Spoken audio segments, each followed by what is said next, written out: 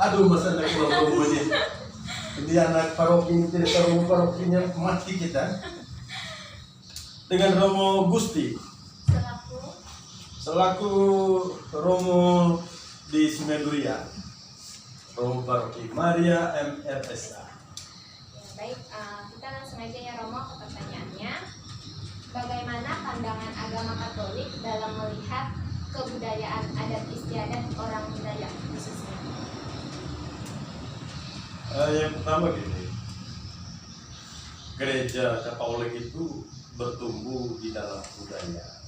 Budaya yang dimaksud itu adalah bahwa gereja ada di tempat budaya-budaya tertentu seperti itu.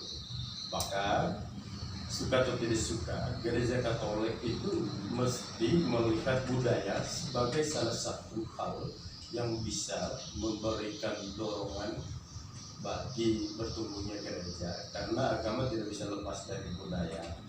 Jadi setiap budaya itu memiliki namanya kepercayaan dasar. Nah, kepercayaan dasar itu yang kemudian bisa mendasari orang untuk menghayati agama yang akan dianutnya kemudian.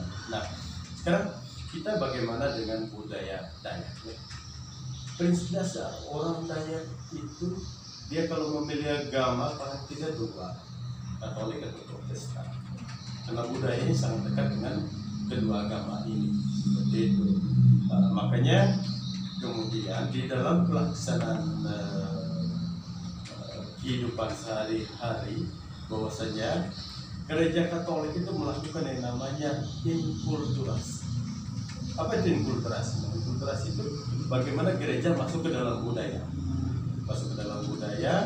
dan di dalam budaya itu sendiri gereja mencoba melihat mana budaya-budaya yang bisa dipakai untuk kemudian sesuai dengan kehidupan agama. Di dalam hal ini nilai, tapi tidak semua budaya. Tapi pada prinsipnya bahwa gereja Katolik sangat mudah masuk ke dalam budaya Dayak, karena budaya Dayak sendiri adalah budaya yang terbuka, budaya yang kompromi, dan gereja Katolik sangat besar mempengaruhi budaya itu. Nah, kalau dalam budaya adat Dayak itu kan biasanya ada palantar atau ada kegiatan yang namanya adatnya babore. Babore itu berobat. Nah, itu dilarang tidak dalam agama? Nah, konsepnya bagaimana ya? Misalnya kalau dalam adat saya itu kan ketika ada orang sakit, biasanya itu jika tidak sembuh menggunakan alternatif rumah sakit, biasa kan pergi ke kampung berobat, itu kan dinamakan babore. Nah, ketika diadakan babore itu ada palantar atau alat-alatnya, seperti misalnya telur, beras, ada ayam. Itu di dalam agama kita apakah tidak bertentangan dengan ajaran agama Katolik? Kalau di kampung kalian Romo tidak terlalu paham ya, tapi kalau di sini ada beberapa yang mau paham itu. Yang pertama begini saja, jangan pernah mencampurkan atau sinkretisme antara agama dan budaya. Paling penting. Kalau seandainya kita melihat dari pandangan agama bisa saja bertentangan, tetapi jangan pernah mencampurkan. Jangan pernah mencampurkan atau jangan mempertentangkan. Dalam pengertian bahwa kalau itu adalah budaya yang terwarisi, ya silakan. Tapi lakukanlah secara budaya. Tapi jangan pernah mencampurkan agama di dalamnya. Karena ketika sudah mencampurkan agama, nanti bisa disebut sebagai sinkretisme. Kita mengambil nilai-nilai itu lalu dimasukkan ke Katolik. Itu tidak bisa. Begitu. Dalam arti, tapi Romo tidak paham soal itu ya. Romo tidak paham tentang budaya itu. Misalnya kalau di sini ada.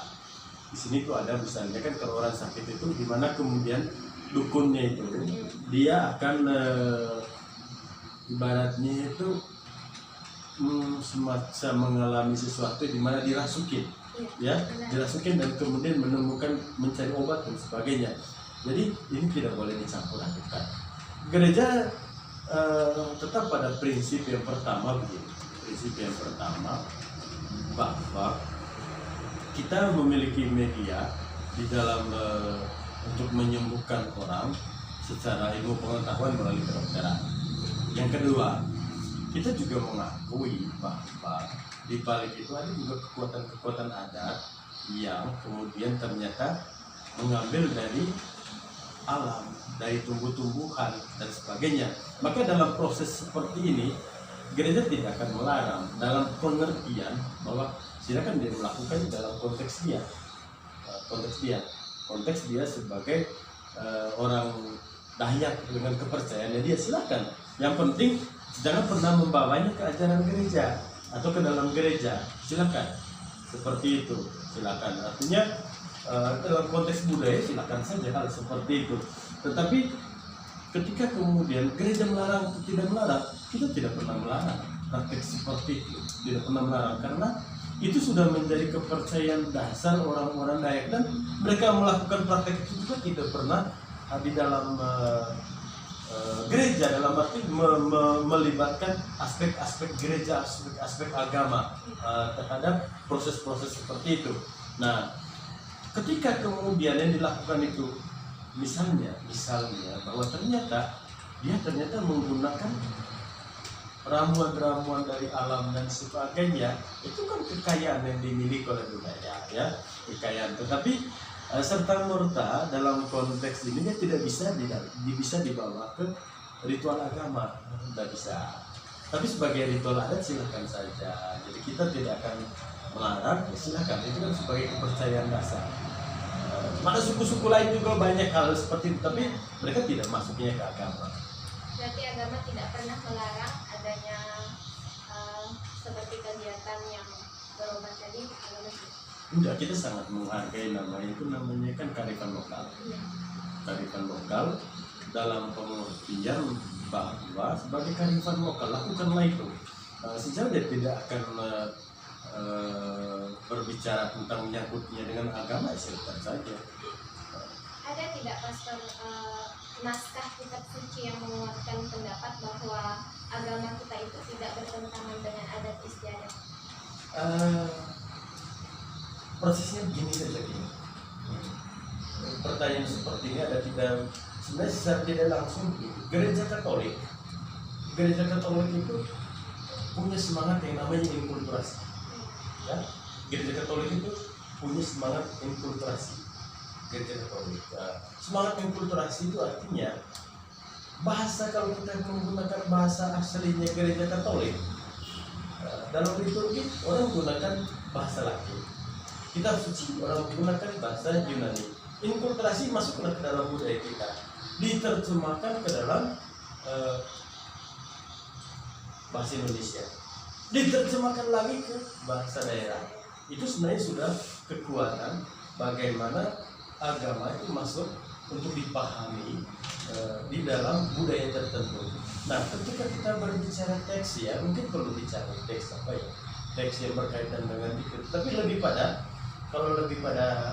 ini bahwa mungkin perlu kita cari soal teksnya. Tapi lebih pada bagaimana kemudian gereja sangat menghargai budaya, karena gereja bertumbuh di dalam budaya-budaya ini yang menguatkan, sehingga kalau bandingkan dengan gereja Protestan, tapi kita robot tidak mau bicara gereja Protestan, gereja Katolik lebih banyak berdamai dengan budaya. Karena silakanlah mereka melakukan praktek budayanya, yang penting bahwa jangan mencampurkan dengan ritual gereja. Oh ya, ritual adat dia dan sebagainya seperti itu. Bagaimana kalau misalnya kayak di kampung saya kan ketika gawai pagi itu kalau zaman dulu kan pakai ketua adat. Nah, sedangkan zaman sekarang itu sudah menggunakan pemimpin ibadat, biasa pemimpin umat, untuk mendoakan hasil padi itu kan perangkatnya menggunakan perangkat adat itu rombongan, sedangkan untuk baca-bacanya istilahnya untuk kayak mungkin ucapan syukurnya sudah menggunakan doa. Itu gimana? Nah, ini sebenarnya kemudian kita melihat banyak nilai-nilai dalam adat sebenarnya ada dalam gereja Katolik secara prinsip, ya, secara prinsip. Nah, tapi kan kalau zaman dulu orang kan belum mengenal agama. Iya.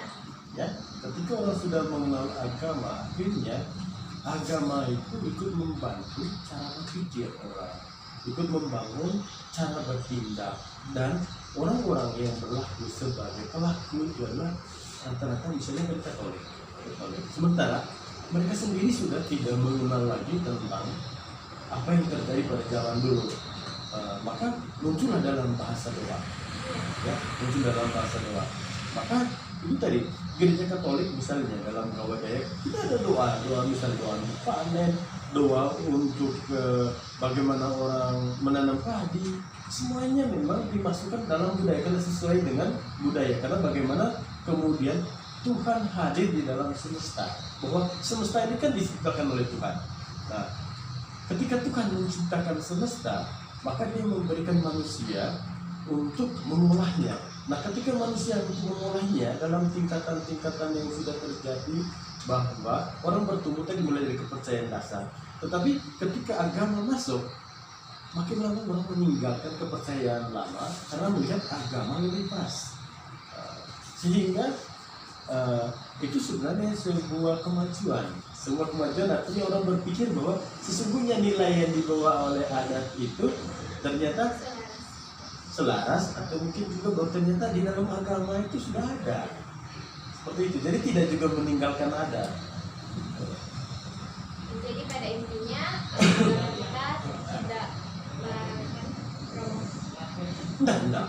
Oh, sangat betul. Coba lihat gawai di mana-mana. Jadi kalau misalnya ada gawai, ada apapun dan sebagainya, ada hal-hal tertentu ketika misalnya kita berkaitan dengan berhala.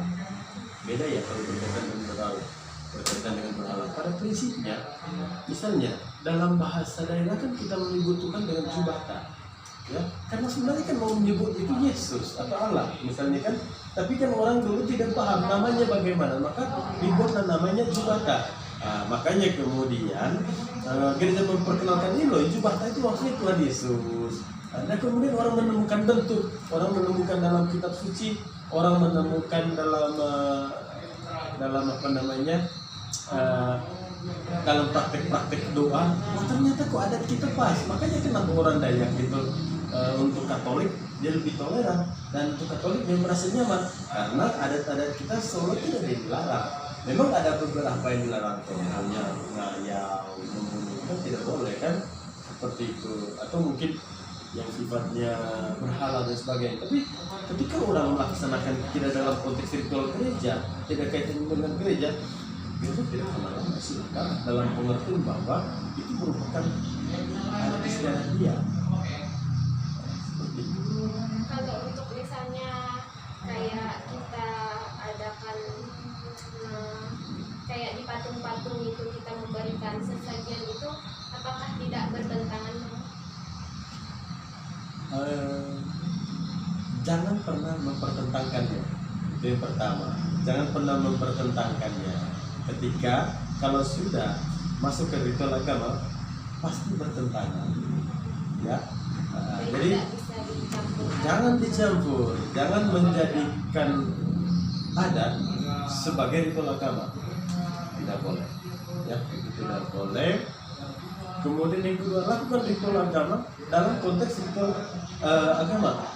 Lakukan ritual adat dalam konteks ritual adat. Jangan mencampur adukan. Nah, ritual adat ini silakan dibuat dalam konteks kan mereka percaya dengan apa yang terjadi itu. Itu kan bahasa-bahasa yang dilakukan itu. Nah, di dalam budaya yang bertumbuh. Tapi ketika orang kemudian membawa ritual agama ke situ, itu harus berhala. Begitu, Lola. Mungkin cukup ya, Romo, rencananya karena itu yang ingin saya gali. Dan sekian hasil wawancara saya ucapkan selamat sore dan terima kasih.